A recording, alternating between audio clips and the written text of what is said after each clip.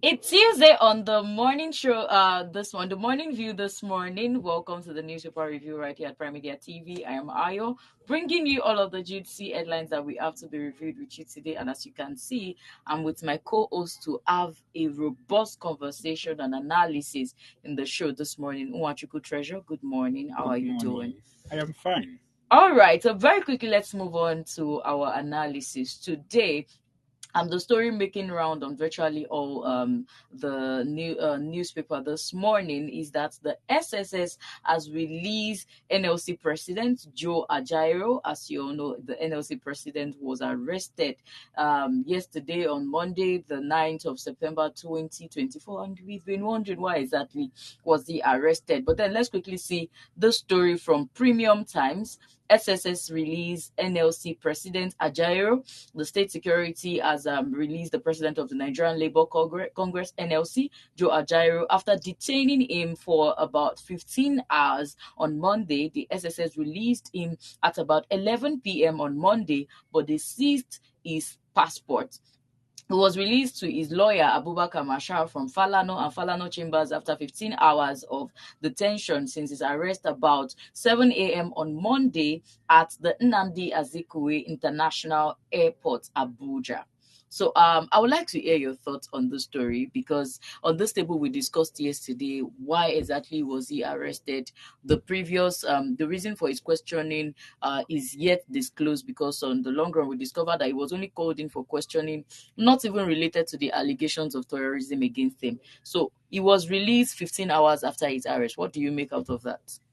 Oh well. Firstly, everything surrounding his arrest is not proper. Yeah. It's not proper. I gathered that he was invited on phone. He was called and invited, and he told them he had an official a meeting to Yeah. attend.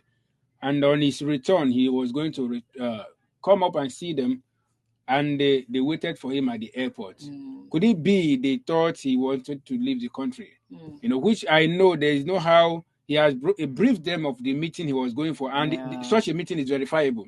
Such a meeting is verifiable. So why they decided to pick him up at the airport to prevent him from attending that meeting is totally wrong. Now, yesterday, after his arrest, the NLC and other bodies had a meeting and issued a warning. I mean, they gave a 12 midnight ultimatum to the federal government for his release. I will discover that they actually obeyed them.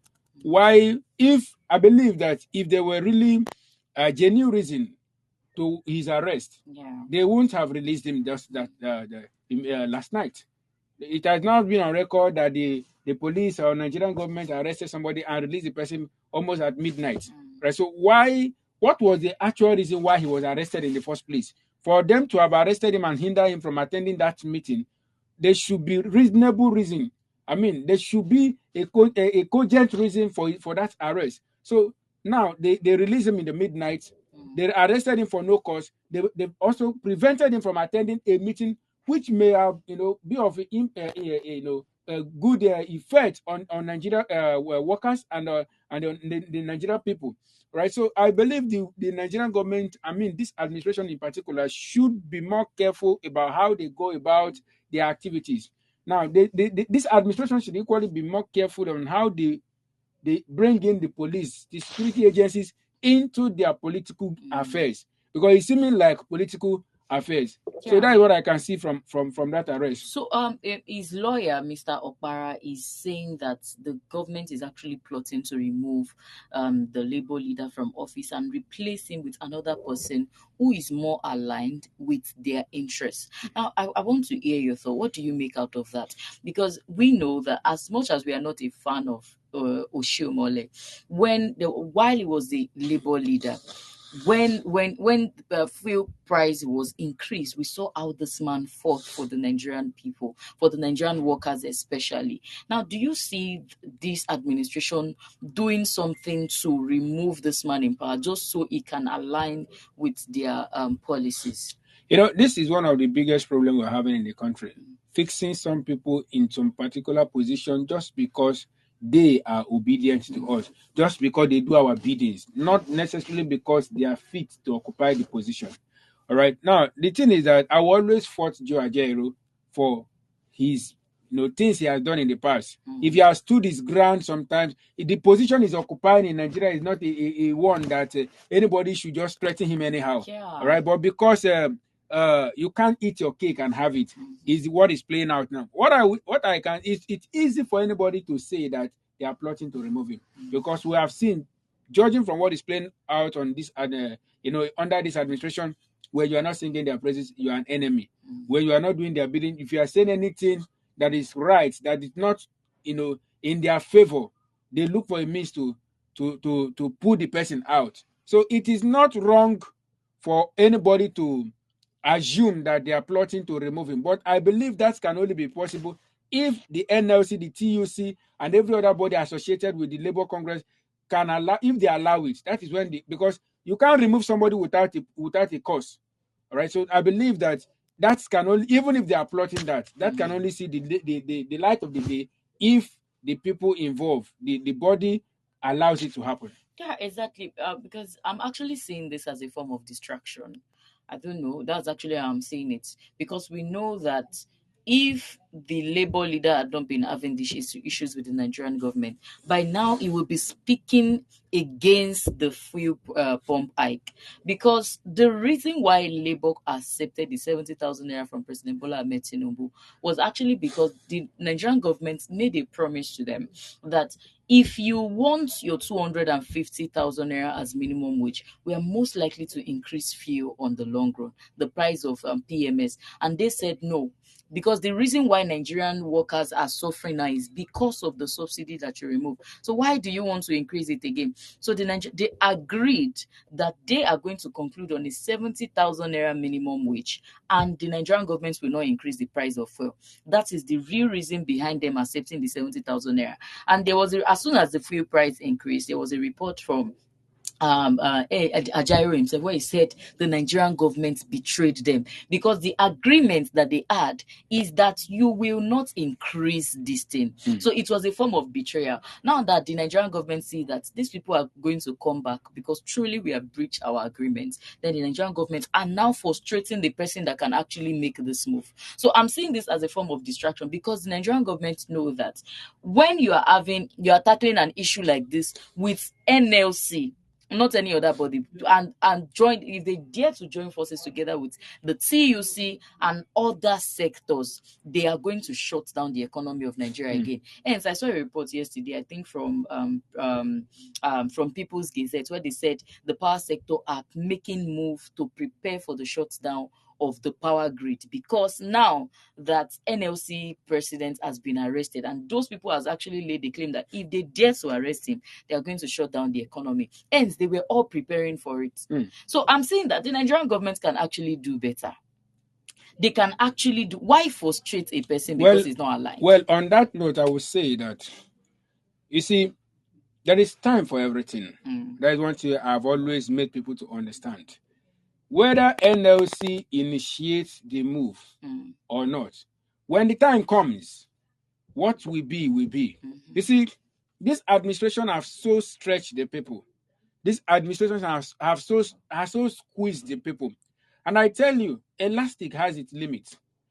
It will get to a point, like the initial, the August protest was not initiated by the NLC.